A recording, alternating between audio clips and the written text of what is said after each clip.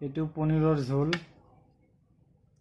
ইয়াত আছে পাতশাকৰ বৰা, ইয়াত আছে তিয়হৰ বৰা, ইয়াত আছে কচু, এইটো কচুৰ বৰা হয়, বৰা নাইবা পকৰা।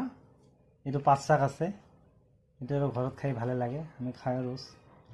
ইয়াত আছে পাপৰ এটা, লগতে আছে ভাত, চাহ চাওক। আৰ ইয়াত আছে আজি একদম আনকমন বস্তু হয় এইটো, খাৰ কঁঠালৰ গুটি, কচু আৰু কিবা কিবি দি বনোৱা, টেষ্টি ন ইমান খাওঁতে। আজি পুৰা খাই দিম, থালি চাফাই কৰি দিম আজি।